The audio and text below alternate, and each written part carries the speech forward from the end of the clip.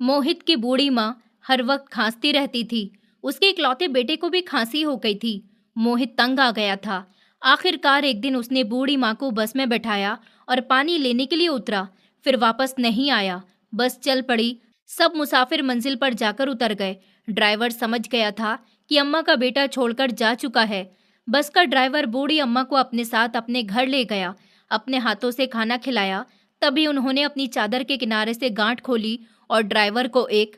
वो बूढ़ी अम्मा बहुत सादी सी लग रही थी, बहुत गरीब सी। ऐसा लग रहा था कि उनके पास कुछ भी नहीं होगा।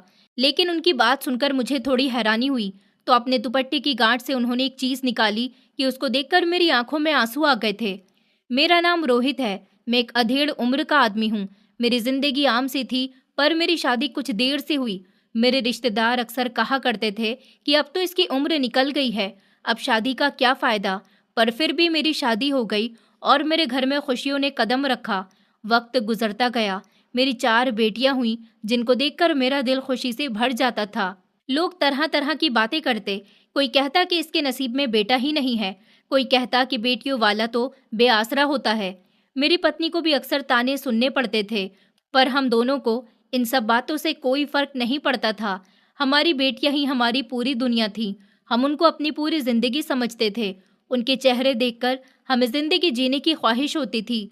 मैं जब सुबह घर से निकलता तो वो हंसती खेलती होती, पर जब रात को लौटता तो वो सब सो चुकी होती। मैं धीरे से दरवाज़ा खोलकर अंदर जाता और उनके सोते हुए चेहरे देखा करता तो मेरा दिल भर आता और मेरी सारी थकान एक पल में ही उतर जाती। मुझे ऐसा लगता जैसे मैंने दिन भर जो भी मेहनत की वो सब इन्हीं के सुकून के लिए की। मैं अपनी पत्नी को देखता तो वो भी मुस्कुरा देती और वही मुस्कुराहट मेरे लिए दुनिया की सबसे कीमती चीज थी। मैं पुरानी बस चलाया करता था। वो बस इतनी पुरानी थी कि अक्सर रास्ते में बंद हो जाती थी। उसमें न अच्छी सीट थी, न पंखे ठीक तरह से चलते थे, न कोई खास सहूलत थी, पर मजबूरी थी। वही हमारे पैसे कमाने का जरिया थी। इन्हीं पहियों पर मेरे घर का चूल्हा जलता था। इसलिए कुछ दिनों से हालात और भी खराब थे। अब मुसाफिर कम आने लगे थे, क्योंकि लोग नई कंपनी के आरामदेह वाली बसों में सफ़र करना ज़्यादा पसंद करते थे। पर मैं फिर भी अपनी बस को चलाता रहता था। उस दिन भी रात का सफ़र था। अंधेरी रात और लंबा रास्ता। पूरा सफ़र 12 घंटे का था। मंजिल सुबह के वक्त आनी थी, इसलिए बीच में मुसाफिरों ने अपने साथ खाने पीने का सामान रखा हुआ था। कोई चाय का थर्मस लाया तो कोई बिस्कुट और फल साथ लाया था। कुछ लोगों ने तो कंबल भी साथ रख लिए, क्योंकि ठंड बढ़ने लगी थी। बस में आधे से ज्यादा सीटें खाली थीं। कुछ लोग ऊँग रहे थे, कुछ अपने बच्चों को संभाल रहे थे, कुछ मोबाइल पर बातें कर रहे थे। कोई ऊंची आवाज में बात करता तो कोई बस हल्की सी। कभी किसी बच्चे की रोने की आवाज आती तो कोई बड़बड़ाने लगता कि ये लोग बच्चों को क्यों लेकर आते हैं जब संभाला ही नहीं जाता। तो कुछ लोग खामोशी से खिड़की से बाहर अंधेरी सड़क को देख रहे थे, जिसके किनारे कभी कभी किसी छोटे गांव की हल्की रोशनी दिखाई देती। उस बस में एक बूढ़ी औरत भी बैठी थी। उनके चेहरे पर झुर्रियां थी, हाथ बुरी तरह से कांप रहे थे। उनके साथ एक आदमी भी बैठा हुआ था, शायद उनका बेटा था। दोनों लगातार खांस रहे थे। खास तौर पर वो औरत बहुत ज्यादा खांस रही थी। उसकी हालत काफी बिगड़ी हुई लग रही थी। उनकी खांसी लगातार चल रही थी, जैसे सीने से सांस खींचने में तकलीफ हो रही हो। कभी वो सीना पकड़कर बैठ जाती, कभी चुपचाप खिड़की से बाहर देखती। मैं जब उनके पास से गुजरा तो देखा उनके चेहरे पर पसीना चमक रहा है। मैंने उनसे नरमी से पूछा, क्या आपको पानी चाहिए? उन्होंने सर हिलाया और मैंने बोतल आगे बढ़ा दी। उन्होंने मुश्किल से कुछ घूंट पिए। उनके बेटे ने भी उनको सहारा दिया, पर उसके चेहरे पर एक चिड़चिड़ाहट थी। वो बार बार माँ से कहता कि बस करो माँ, खांसना। अब तो मैं परेशान हो गया हूँ तुम्हारी खांसी से मैं माँ। उन्होंने अपने बेटे की तरफ देखा और धीरे से बोली कि बेटा, मेरा बस नहीं चल रहा, इसमें मैं क्या करूँ? फिर भी वो चुप हो गया।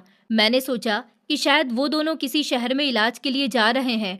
बूढ़ी माँ की हालत देखकर मुझे अपनी माँ की याद आ गई, जो जब बीमार पड़ती थी तो मैं उनके कदमों में बैठकर उनके चेहरे से दुख पड़ने की कोशिश करता था।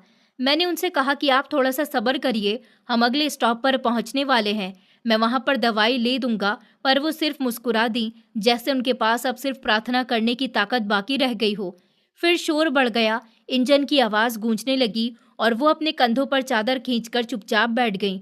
उनकी आंखों में एक ऐसी थकन थी जो शायद सालों की थी, और उनका बेटा बार बार मोबाइल निकालकर किसी को मैसेज लिखता रहा, जैसे वो जल्द से जल्द इस सब को खत्म करना चाहता हो। कंडक्टर ने सारे मुसाफिर से कहा कि अपने लिए पानी और खाने का इंतजाम कर लें। अभी एक छोटी सी दुकान आने वाली है, क्योंकि उसके बाद सड़क खराब है और 2 घंटे तक कोई भी दुकान नहीं मिलेगी, न कोई बाथरूम। इसलिए बेहतर है कि सब अभी से अपना इंतजाम कर ले। ये सुनते ही ज्यादातर मुसाफिर नीचे उतरने लगे। किसी ने बोतल में पानी भरा, किसी ने चाय पी, किसी ने बिस्कुट और पकोड़े खरीद लिए। कोई सिगरेट जलाकर एक तरफ खड़ा हो गया। कुछ औरतें बच्चों को लेकर लाइन में लग गईं ताकि वॉशरूम जा सकें। सब अपनी अपनी जल्दी में थे। बस के अंदर अब खामोशी छा गई थी। सिर्फ 2 लोग ही रह गए थे, वही बूढ़ी औरत और उसका बेटा। बूढ़ी औरत ने धीरे से कहा कि मोहित, मोहित बेटा, मुझे भूख लग रही है, कुछ खाने को तो ले आ। पर उसने मुंह बनाते हुए कहा कि मेरे पास पैसे नहीं है, सारे पैसे तुम्हारे इलाज में लग जाते हैं, कहाँ से लाऊं कुछ खाने के लिए। वो सख्त लहजे में बोला और खिड़की से बाहर देखने लगा। माँ ने कुछ लम्हे खामोशी बनाए रखी, फिर धीरे से कहा कि बेटा, थोड़ा सा कुछ खा लूं तो दवा भी असर करेगी।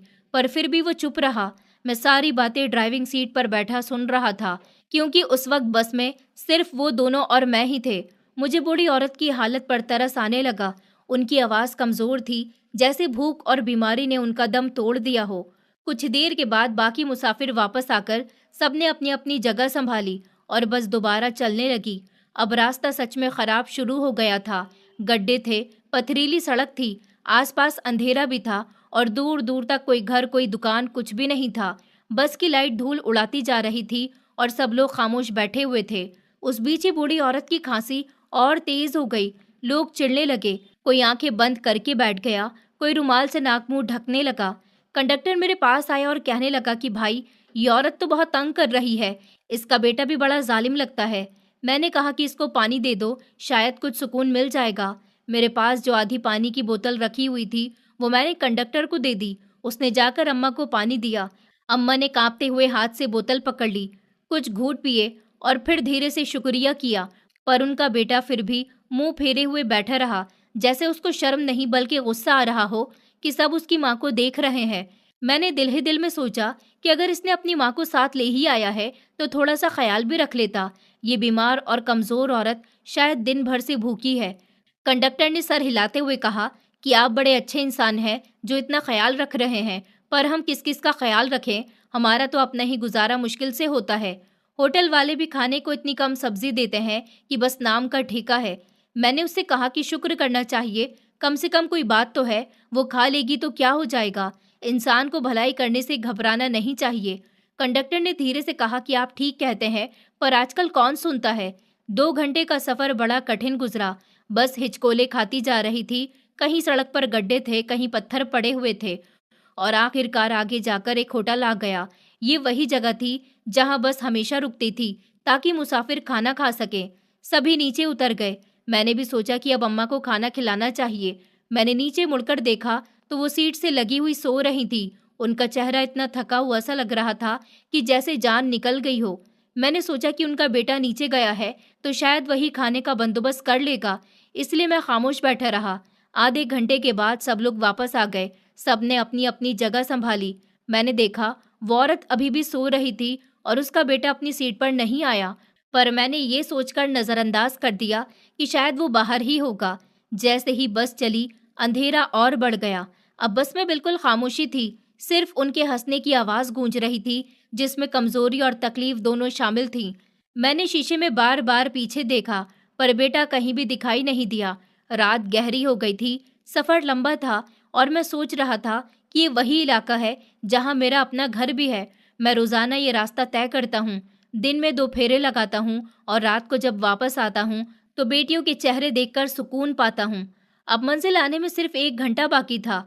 अचानक पीछे से शोर सुनाई दिया। वही बूढ़ी अम्मा उठ बैठी थी, उनके चेहरे पर घबराहट थी। वो कांपती हुई आवाज में कह रही थी कि मेरा बेटा कहाँ पर है, वो कहाँ गया, मेरा बेटा तो है ही नहीं। बस रुक गई। सबने मुड़कर देखा तो सच में उसकी सीट खाली थी।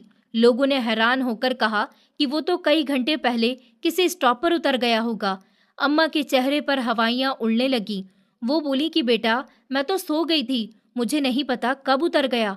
कंडक्टर भागता हुआ आया और बोला अब क्या करें। मैंने पीछे बैठे एक और मुसाफिर से पूछा कि भाई, तुमने देखा था वो कब कहाँ उतरा? तो उसने लापरवाही से जवाब दिया कि हमें अपना देखना है या उनका। पहले तो उनकी खांसी ने हमें परेशान करके रख दिया था, फिर कहा कि हमें क्या पता वो कहाँ गया है।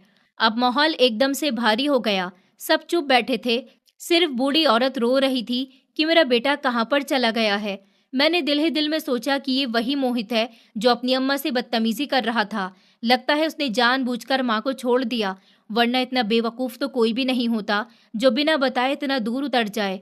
कंडक्टर ने परेशानी से कहा कि अब क्या करना है हमें? हम वापस नहीं जा सकते, ना ही हमें पता कि वो कहाँ पर उतर गया। मैंने कहा कि मंजिल तक पहुंच जाते हैं, फिर देखते हैं, शायद वो किसी तरह वापस आ जाए। अम्मा को समझाने की कोशिश की, पर वो तो बस बार बार एक ही बात दोहराती रही कि मेरा बेटा कहाँ गया है, मुझे घर जाना है। उनकी आंखों से आंसू बह रहे थे और बस के सारे मुसाफिर खामोश थे, जैसे किसी ने सबके दिल पर बोझ रख दिया हो। मैंने कंडक्टर को इशारा किया कि जरा उनके पास जाकर उनको दिलासा दें, पर वो खुद डरा हुआ लग रहा था। कहने लगा कि रोहित भाई, आप ही जाकर देख लीजिए। अब मैं गया और उनके पास बैठ गया। मैंने नरमी से कहा कि अम्मा, घबराए नहीं, हो सकता है कि आपका बेटा अगले स्टॉप पर उतर गया हो या होटल से कुछ लेने गया हो और बस छूट गई हो। हम मंजिल पर पहुंचकर खबर कर लेंगे। उन्होंने मेरा हाथ पकड़ लिया और बोली, बेटा, वो तो कभी ऐसा नहीं करता था।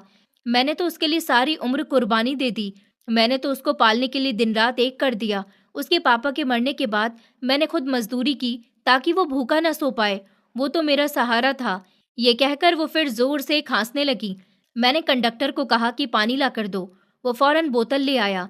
मैंने उनके होठों से बोतल लगाई। उन्होंने वो घूंट पिए और फिर बोली कि बेटा, तुम मेरे बेटे जैसे लगते हो। क्या तुम मुझे वहां पर छोड़ आओगे जहां मेरा मोहित गया है? उनके शब्द सुनकर मेरा दिल भर आया। मैंने कहा कि अम्मा, फिक्र नहीं करिए, हम मंजिल पर पहुंच जाएंगे तो आपके बेटे को तलाश कर लेंगे। अभी आप आराम करिए। उन्होंने सर हिलाया, पर उनकी आंखों से आंसू बहने लगे। वो बार बार अपने बेटे का नाम पुकारती जाती थी और कभी आसमान की तरफ देखकर प्रार्थना करती। बस के अंदर अब सिर्फ उनकी खांसी और उनकी सिसकियां सुनाई दे रही थी। मुसाफिर खामोश थे, कोई कुछ कहने की हिम्मत नहीं कर रहा था। रास्ता वीरान था, दोनों तरफ अंधेरा फैला हुआ था। बस की लाइट इस अंधेरे को चीरने की कोशिश कर रही थी, पर हर तरफ सनसनी थी। हम लोग मंजिल पर पहुंच गए तो मैंने फौरन उतरकर सबसे पहले वही किया जो एक ड्राइवर की हैसियत से मेरा फर्ज बनता था। मैंने पिछले कई स्टॉप पर जहां जहां बस रुकी थी वहां के टिकट घरों पर फोन किया और पूछा कि कहीं किसी ने किसी गुमशुदा इंसान की रिपोर्ट तो नहीं की। उन्होंने साफ जवाब दिया कि नहीं, किसी ने भी ऐसी कोई खबर नहीं दी। जबकि आजकल सबको पता है कि अगर किसी मुसाफिर के साथ ऐसा कुछ हो जाए तो वो उसी जगह जाकर बता देते हैं। बस का नंबर, मुसाफिर का नाम, वक्त, सब रिकॉर्ड में आ जाता है। इससे एक बात तो साफ जाहिर हो गई थी कि वो इंसान अपनी माँ को जानबूझकर छोड़कर चला गया था। अब सवाल ये था कि मैं क्या करता। मेरे सामने बूढ़ी औरत थी जिसकी हालत काफी नाजुक हो रही थी। वो बिल्कुल अकेली थी, न उनके पास कोई पता, न कोई फोन नंबर। मैं उनको कहाँ पर छोड़ता, किसके हवाले करता? पुलिस के पास जाता तो वो भी मुझसे यही सवाल करते कि उनका घर कहाँ पर है। मैं खुद क्या जवाब देता? वो बूढ़ी उम्र की औरत थी और बीमारी ने उनके जिस्म को कमजोर कर दिया था। मैंने धीरे से पूछा कि अम्मा, आपको अपने घर का कुछ पता याद है? वो बोली कि नहीं बेटा, घर का पता नहीं, मुझे तो सिर्फ इतना याद है कि जिस घर में मैं शादी होकर आई थी वहीं सारी जिंदगी गुजारी थी। वहीं मेरा बेटा पैदा हुआ, वहीं जवान हुआ। फिर एक दिन उसने कहा कि मैं नया मकान लूंगा और हम दूसरे इलाके में चले गए, पर मुझे उस नए घर का पता कभी याद नहीं हुआ। मैं तो पुराने मोहल्ले की गलियां अभी सपने में देखती हूँ। ये कहकर वो कभी रो जाती तो कभी अचानक खामोश हो जाती। उनका चेहरा गम से भरा हुआ था। उनकी आंखों में ऐसी उदासी थी जैसे दुनिया ने उनसे सब कुछ छीन लिया हो। मैंने कुछ देर सोचा, फिर दिल में एक फैसला किया कि मैंने कहा, अम्मा, आप हमारे घर चलिए। मेरी माँ अब इस दुनिया में नहीं है। आपको मैं अपनी माँ बना लूंगा। आप मेरे साथ रहेंगी, मैं आपका इलाज भी कराऊंगा। अब आपको किसी की फिक्र की जरूरत नहीं है। उन्होंने हैरत से मेरी तरफ देखा। उनकी आंखों में नमी थी, जैसे सालों के बाद किसी ने उनके दिल को छुआ हो। मैंने उनके हाथ को पकड़ लिया और धीरे से उनको बस से उतार लिया, फिर अपने घर ले गया। घर पहुंचकर मैंने अपनी पत्नी को सब कुछ बताया तो वो खामोशी से सुनती रही। फिर बोली कि आपने बहुत अच्छा किया। इस दुनिया में पहले ही जुल्म बहुत बढ़ गया है। अगर हम इंसानियत का दामन भी छोड़ देंगे तो इंसान और जानवर में फर्क ही क्या रह जाएगा। मेरी पत्नी ने उनके लिए बिस्तर लगाया, उनके कपड़े बदलवा के खाना गर्म किया। मेरी बेटी अभी भागती हुई आई, उनकी आंखों में सुकून था। एक ने पूछा कि पापा ये कौन है? तो मैंने मुस्कुराकर कहा कि ये तुम्हारी दादी है बेटा। मेरी माँ तो तुम लोगों ने देखी नहीं थी, पर अब तुम्हें तुम्हारी दादी मिल गई हैं। ये सुनते ही बेटियां खुशी से तालियां बजाने लगीं।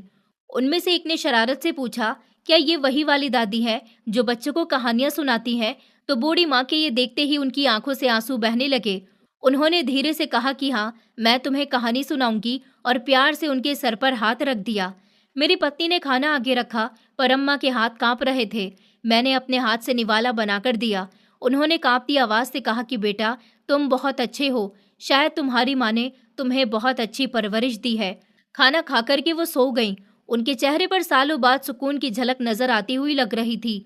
सुबह वो उठी तो मैंने उनसे बात छेड़ी। मैंने कहा, अम्मा, एक बात बताइए, आपका बेटा आपके साथ ऐसा व्यवहार क्यों रखता था?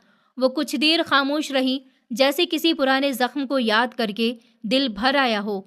फिर धीरे से बोली कि बेटा, मेरा पति बहुत अच्छा इंसान था, पर उसको एक जुनून था सोना तलाश करने का।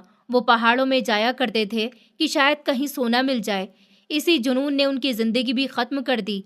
एक दिन वो पहाड़ से गिरकर मर गए। उसके बाद मैंने अपने बेटे को पाला पोसा। वो छोटा था, मैंने उसके लिए मजदूरियां की, सिलाई की, और जब वो बड़ा हुआ तो उसने मेरा सहारा बनने की जगह मुझसे बदसलूकी करना शुरू कर दी।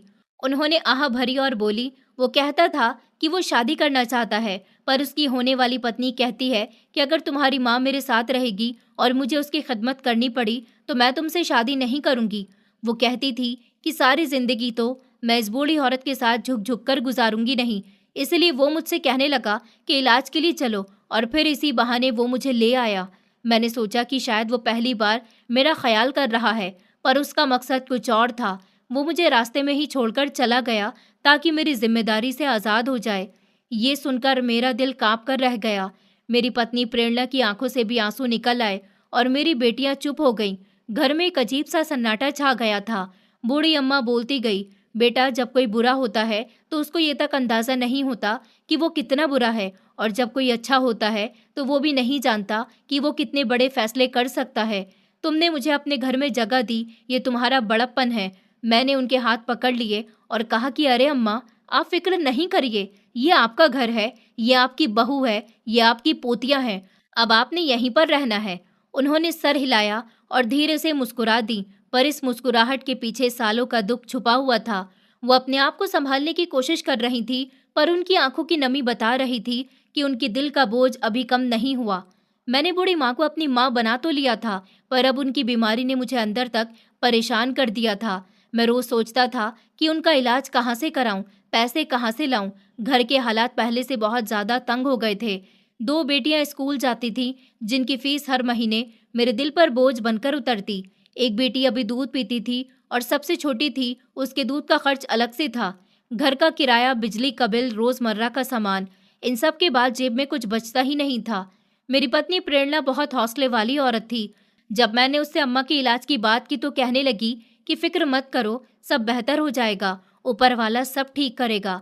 मैंने उसके चेहरे पर तसल्ली देखी, पर दिल में बोझ था कि कैसे सब कुछ ठीक होगा। रात को जब मैं काम से वापस आया तो अम्मा की हालत कल के हिसाब से कुछ बेहतर लगी। वो सोफे पर बैठी हुई थी। पत्नी ने उनको अपने साफ सुथरे कपड़े दे दिए थे।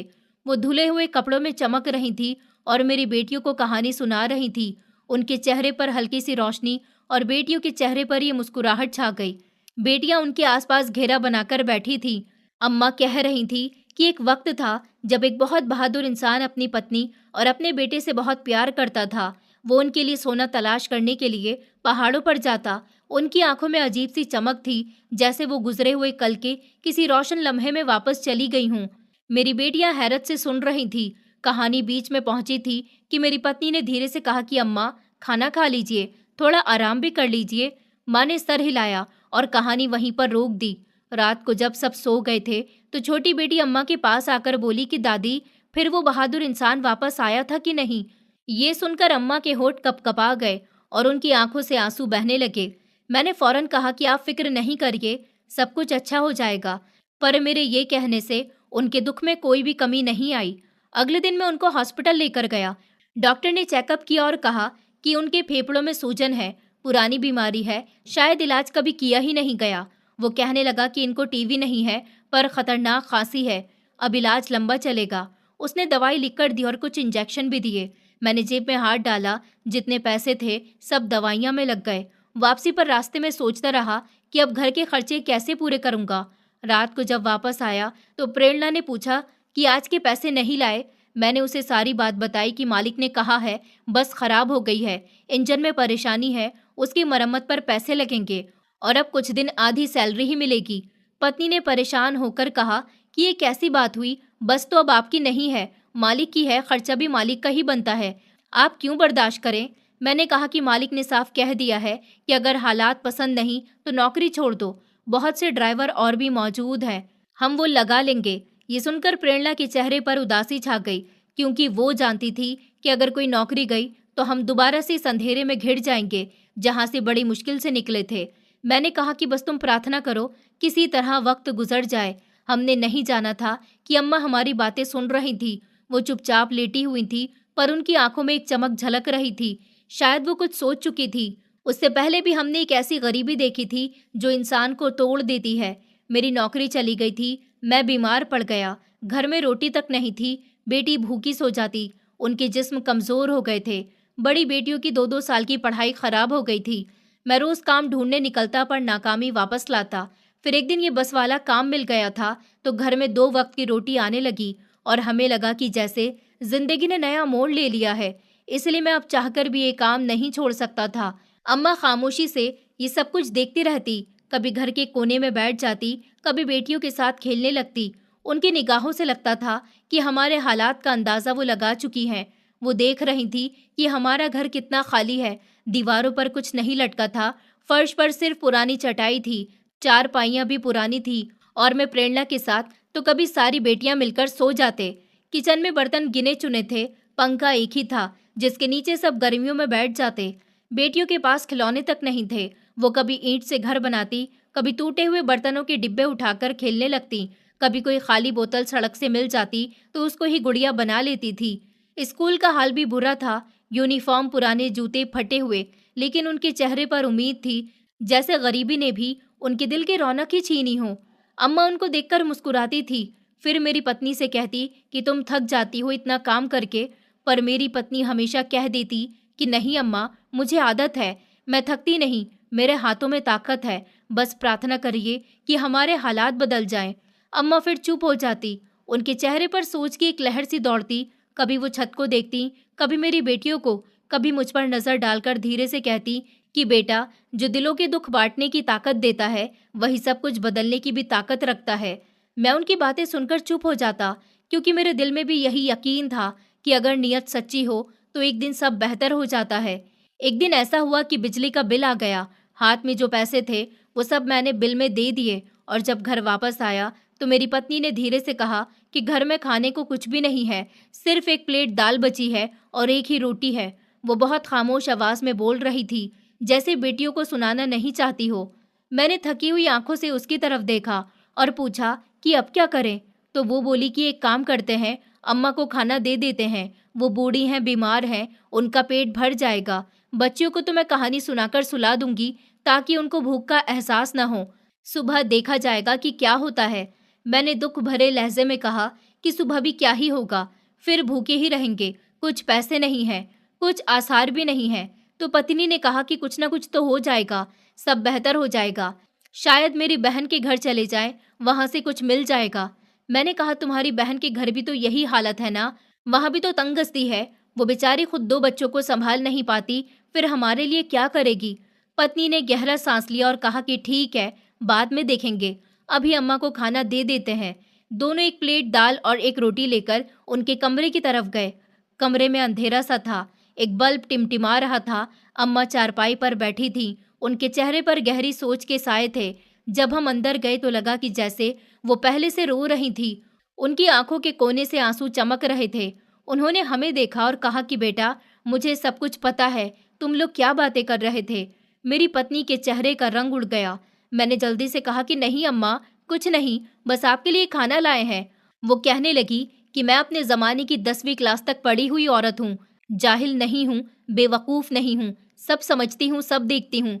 तुम लोग अपनी बेटियों के मुंह से निवाला छीनकर मुझे खिला रहे हो और मैं वो औरत हूँ जिसका तुम लोगों से कोई रिश्ता भी नहीं है।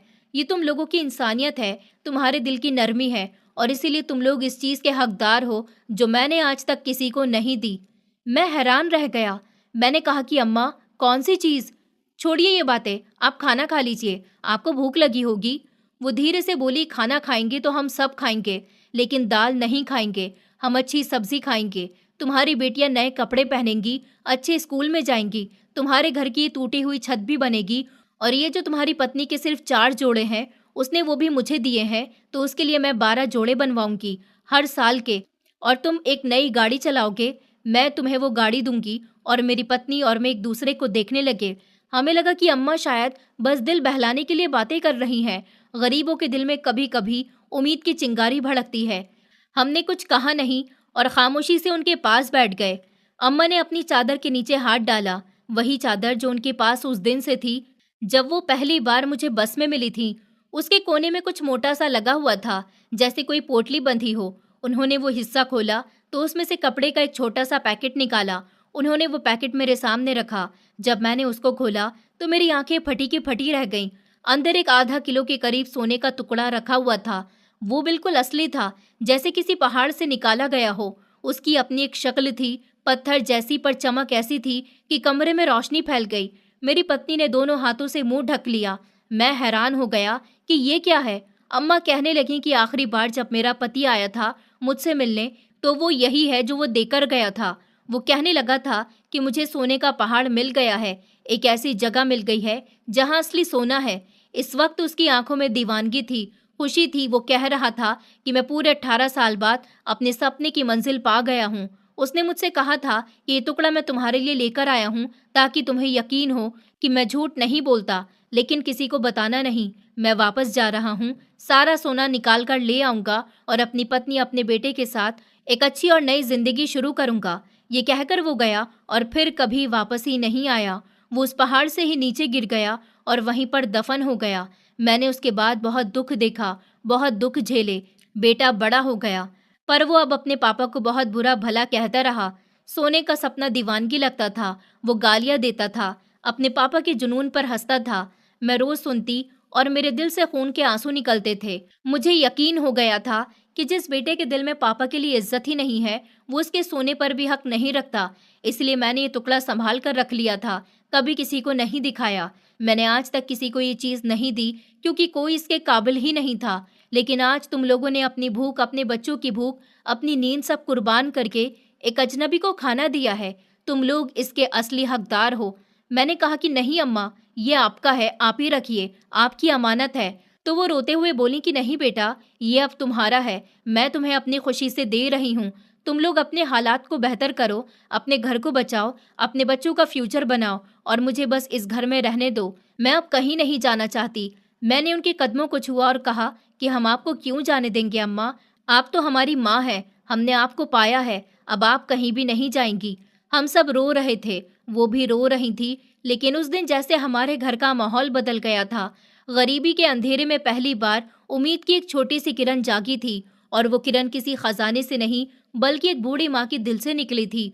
वो रात हमारी जिंदगी की सबसे मुबारक रात थी। उस रात मैंने अपने घर के हर कोने में खुशी देखी और शुक्र किया। मेरी पत्नी प्रेरणा के आंसू नहीं रुक रहे थे।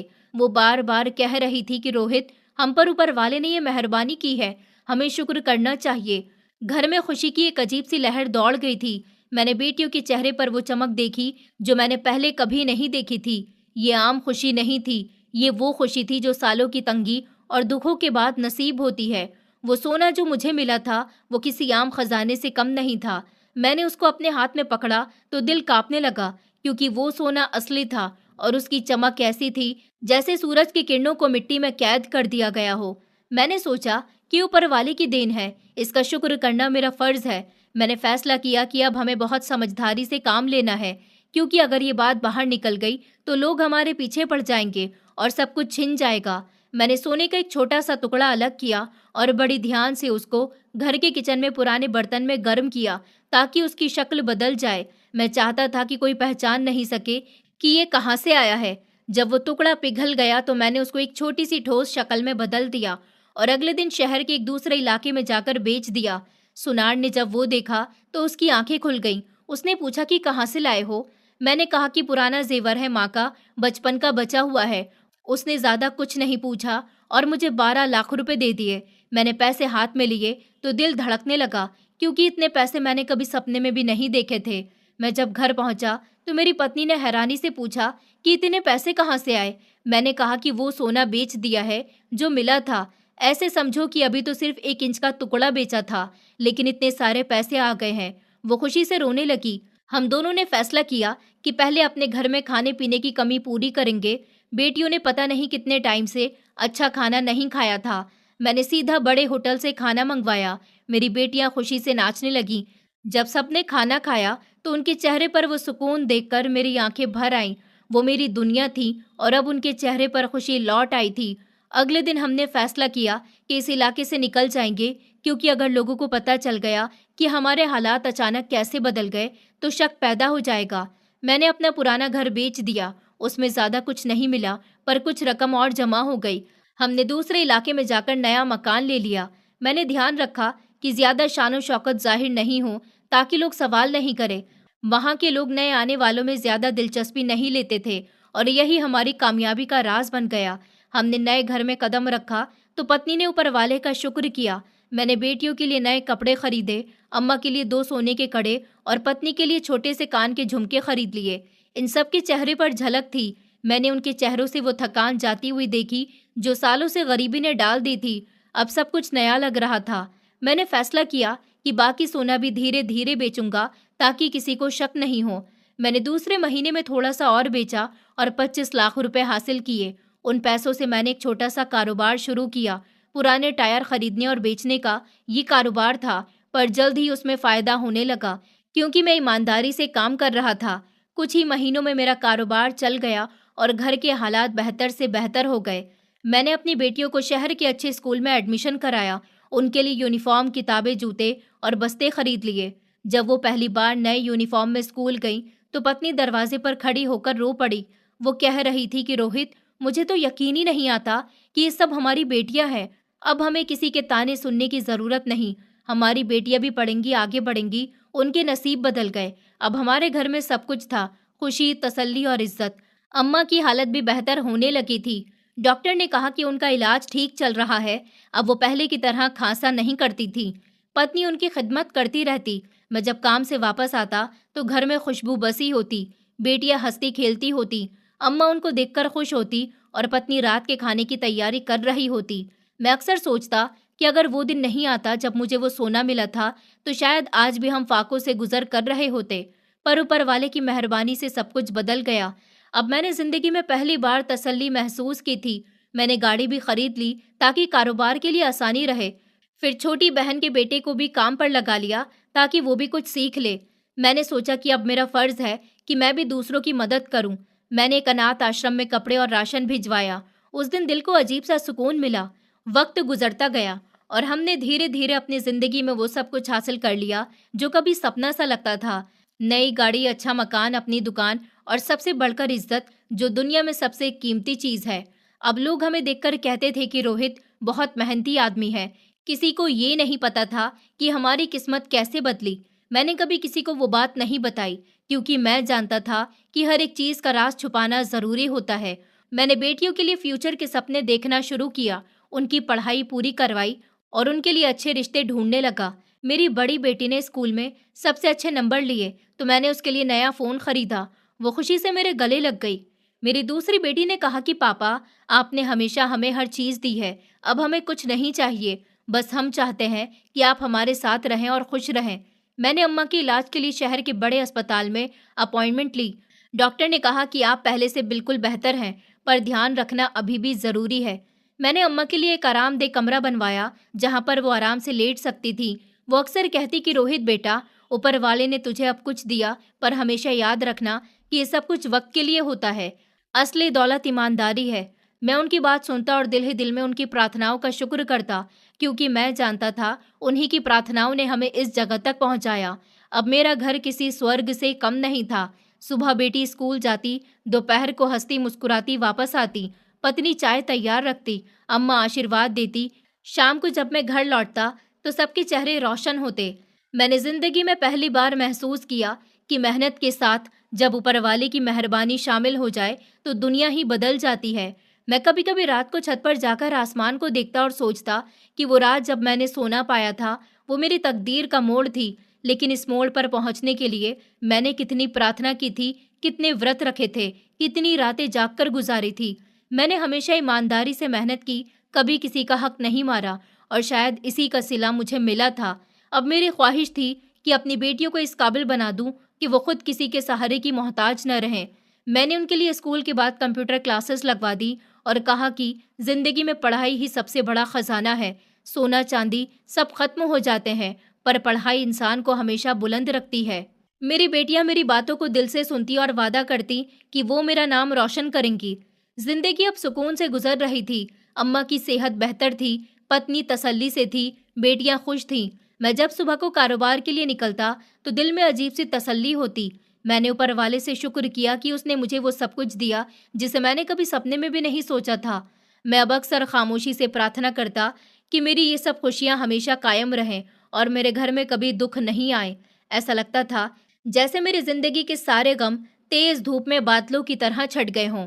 हर रोज एक नई रोशनी के साथ सुबह होती थी और मैं हर दिन शुक्र करता कि ऊपर वाले ने मुझे वो जिंदगी दी जो कभी मेरे लिए एक सपना थी। अम्मा अब हमेशा साथ रहती। उनकी हालत पहले से बहुत बेहतर हो गई थी। जब उनका इलाज शुरू हुआ और उनको सुकून मिला, अच्छा खाना मिला, तो वो खुद ही संभल गईं। अब वो अक्सर मुस्कुराती रहती। उनके चेहरे पर वो रोशनी लौट आई जो पहले कभी थी। मैंने देखा कि वो चाय के साथ बैठकर बेटियों से बातें करती हैं, कभी उनको आशीर्वाद देती, कभी उनके लिए कहानी सुनाती। उनकी आंखों में अब कोई परेशानी नहीं होती, उनके चेहरे पर सुकून लिखा हुआ है। लेकिन अब एक बात आज तक मेरे दिल में है कि उनका बेटा कभी वापस नहीं आया। वो जिसके लिए अम्मा हर रोज प्रार्थना करती थी, कि वो जिसके लिए रातों को वो जागती थी, वो अब कहीं गुम हो गया। शायद किस्मत ने हमें मिलाया था ताकि हम उनके बुढ़ापे का सहारा बन जाएं, क्योंकि अब वो हमें ही अपना सब कुछ समझती हैं। मैंने कई बार उनसे पूछना चाहा कि क्या आपको अपने बेटे की कभी याद आती है, पर उन्होंने कभी जवाब नहीं दिया। वो बस चुप हो जाती और नज़र को झुका लेती। अब अम्मा की जिंदगी हमारे साथ ही गुजरने लगी। वो हमारी बेटियों को अपनी पोतियां कहकर बुलाती और उनके लिए ढेरों प्रार्थनाएं भी करती, उनके साथ खेलती। पत्नी उनकी खिदमत में कभी घबराती नहीं।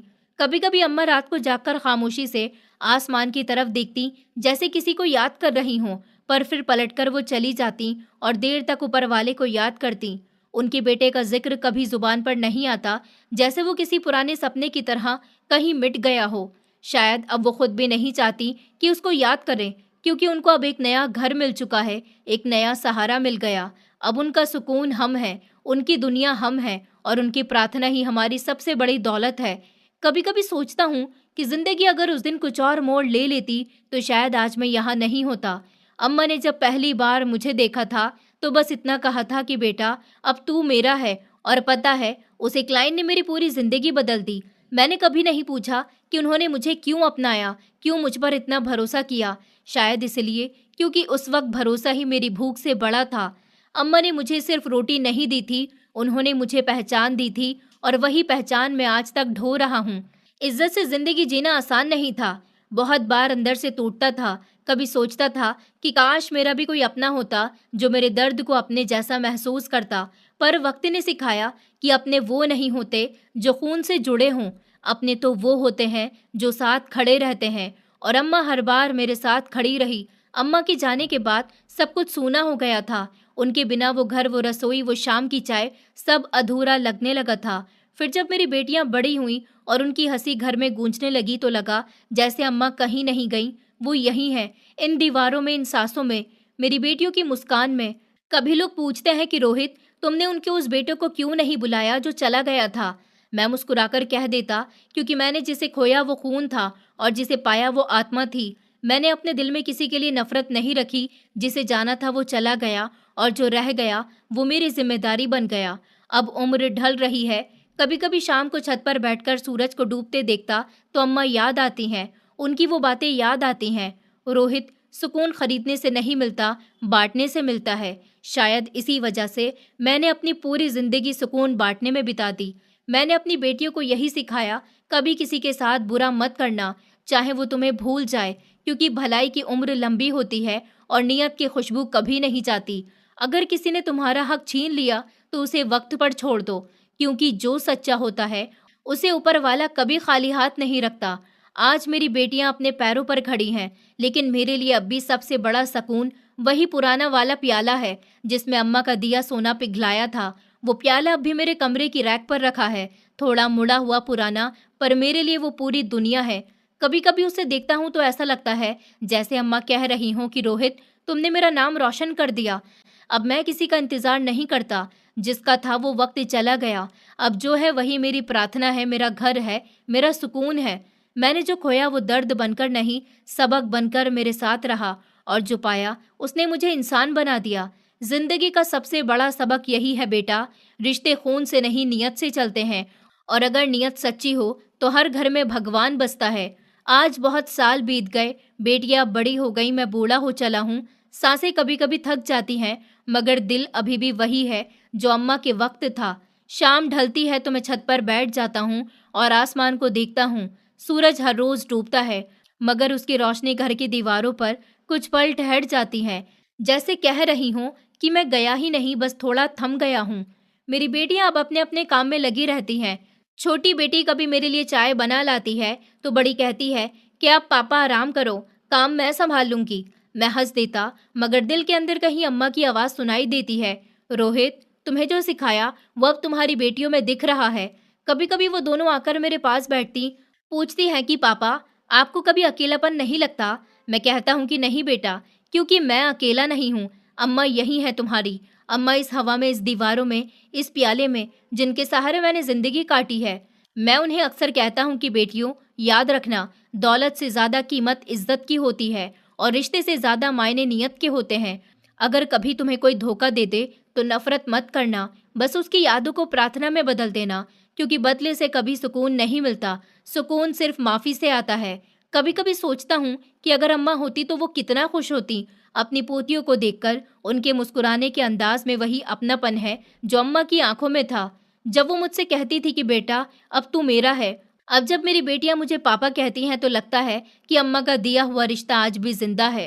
रात गहरी होती है तो मैं प्याले को उठाकर अपने पास रख लेता हूँ। उसकी चमक अब फीकी पड़ गई है, पर उसमें अम्मा की परछाई अब भी झलकती है। मैं मुस्कुराता हूँ और आसमान की तरफ देखता हूँ, और धीरे से कहता कि अम्मा, मैंने वादा निभाया, इस घर में अब भी सुकून रहता है। और जब कभी मेरी बेटियां मेरा हाथ पकड़कर कहती है कि पापा आप सबसे अच्छे इंसान हैं, तो बस एक बात कहता हूँ कि बेटियों, मैं अच्छा नहीं हूँ, मेरे पास बस अम्मा का सिखाया हुआ सब कुछ बाकी है। मुझे तसल्ली है कि मैंने वो सब छोड़ दिया जो नफरत से बना था, और वो सब पाया जो मोहब्बत से बना है। अगर मेरी जिंदगी किसी को कुछ सिखा सके तो बस इतना ही कि रिश्ते निभाओ और प्यार बांटो, तो हिसाब मत रखो। जिंदगी का हिसाब किताब तो ऊपर वाला देख लेगा। हमें तो बस इतना करना है कि अपने हिस्से का सुकून बांटते रहना है। कभी कभी जिंदगी हमें वहां लाकर खड़ा करती है जहां हमारे पास सब कुछ होता है, लेकिन फिर भी अंदर खालीपन रह जाता है। मैंने जिंदगी में बहुत कुछ देखा, बहुत कुछ पाया, पर फिर भी जो सुकून अम्मा की यादों में मिला, उस औरत ने मुझे सिखाया कि भलाई हमेशा बड़ी चीज नहीं होती, वो बस एक सादा सा एहसास होती है जो दिल से निकले और किसी की तकलीफ को कम कर दे। मैंने तब समझा कि इंसान की कीमत उसके पास कितना है इससे नहीं तय होती, बल्कि उससे तय होती है कि वो कितना बांट सकता है। अम्मा के पास देने को कुछ नहीं था, पर उन्होंने मुझे वो दिया जो मेरे पास कभी नहीं था, चैनो सुकून जो किसी सोने के सिक्के में नहीं बिकता। आज जब मैं अपने घर के बाहर उन नीम के पेड़ों को देखता हूँ तो लगता है जैसे अम्मा अभी भी वहीं पेड़ के नीचे बैठी हैं, मुस्कुरा रही हैं। उनके चेहरे की झुर्रियों में जो सुकून था वो आज तक किसी आईने में नहीं दिखा। उन्होंने सिखाया कि जिंदगी का असली सुकून तब शुरू होता है जब हम मेरा और तेरा छोड़कर हमारा समझने लगते हैं। मैं अब हर उस जगह जाता हूँ जहाँ लोग भूले हुए हैं, जिनकी आवाज़ कोई नहीं सुनता, क्योंकि मैंने सीखा है कि किसी को खाना खिला देने से पेट भर सकता है, पर किसी का दुख सुन लेने से उसकी रूह भर जाती है। अम्मा चली गईं, लेकिन मुझे जिंदगी का सबसे बड़ा सबक देकर गईं कि भलाई सिर्फ मंदिर में नहीं होती, वो तो हर उस पल में होती है जब हम किसी की तकलीफ बांटते हैं, किसी का मन थामते हैं। अगर तुमसे कोई पूछे कि इंसानियत क्या होती है, तो उसे बताना वो एक अम्मा होती है जो भूखी रहकर भी किसी को रोटी खिला दे। जिंदगी के सफर में सब कुछ मिट जाता है, दौलत, रुतबा, शोहरत, लेकिन जो याद रह जाता है वो सिर्फ ये कि तुमने किसी के लिए क्या किया। वो जो हमारी भलाई में छुपा होता है, वो जो अम्मा की प्रार्थनाओं में बसता है, जो दिल से देता है, वही असली अमीर होता है।